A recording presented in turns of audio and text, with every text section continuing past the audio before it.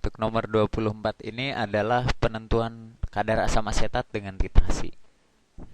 Tapi di sini ya prosesnya itu tidak hanya titrasi. Ada juga proses apa ini? Proses pengenceran ya. Diencerkan dan kemudian baru dititrasi. Ya, berarti ada dua proses. Ingat, proses pertama yang dituliskan di soal itu adalah ini proses satu itu adalah pengenceran.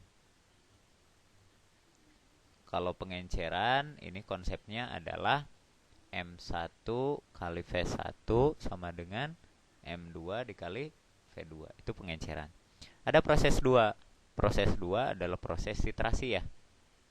Proses 2 adalah titrasi dan prinsip dari titrasi sendiri adalah mol asam sama dengan mol H+ sama dengan mol OH-.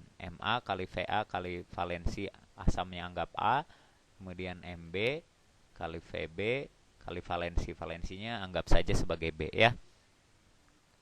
Ini Mb ya, molaritas basa. Nah, kita gunakan konsep itu untuk menentukan ini. Proses yang didahulukan adalah proses titrasi. Karena M1, M2 dalam ini belum tahu berapa ya. Maka yang kita dahulukan adalah proses titrasi. Proses titrasi itu adalah Ma kali Va kali valensi dan selanjutnya.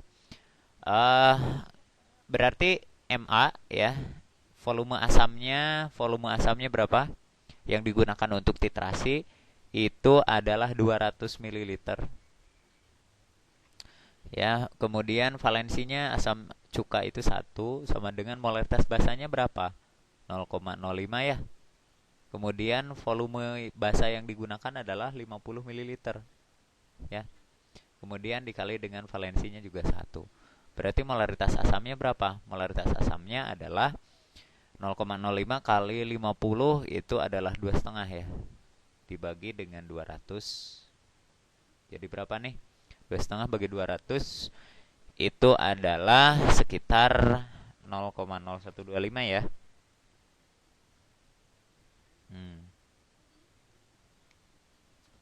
Oke, 2,5 bagi 500.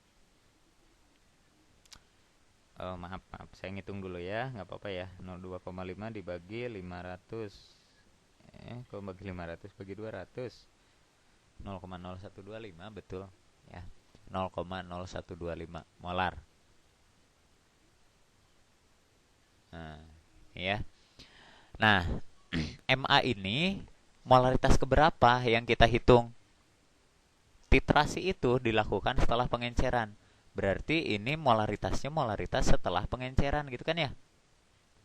Molaritasnya adalah setelah pengenceran. Kalau setelah pengenceran berarti ini adalah M2. Kita harus cari M1-nya berapa. Ya. Berarti M1 kali V1 sama dengan M2 kali V2. Ini rumus pengenceran. Ya. M1-nya belum tahu, volume satunya yang digunakan untuk pengenceran itu adalah sebesar 20 ml ya, diencerkan 20 ml sama dengan M2-nya udah kita punya 0,0125. Volume setelah pengencerannya adalah 500 ml. Berarti M1-nya adalah tadi berapa? 0,0125 dikali dikali 25 ya. 25 dikali 0,0125. Berapa tah? Yaitu 0,3125. Ya, silakan hitung pakai kalkulator. Ini molaritas ya 1. Tapi yang ditanya ternyata bukan itu. Belum selesai ini ya. Ini adalah molaritas awal, tapi yang ditanya persentase. Ingat kembali hubungan adalah antara molaritas dengan persen. Gunakan yang ini dulu di semester 1 pernah belajar. Persen kali rho kali 10 dibagi MR. Ini adalah molaritas. Ya, kemudian berarti karena yang ditanya adalah persen, kita ubah rumusnya. Persen itu adalah molaritas kali MR gitu kan? Molaritas kali MR dibagi rho dikali 10. Nah, berapakah molaritasnya? Molaritasnya adalah 0,3125 ya. Dikali MR-nya 60 dibagi dengan rho-nya 1,2 dikali 10. Berarti sama saja dengan 0,3125 ya dikali 5. 0,3125 dikali 5 berarti sekitar 1,5%. Ya, 1,5 berapa? Coba supaya pas saya hitung dulu pakai kalkulator. 0,3125 dikali 5. Ya, 1,5625%. Ya.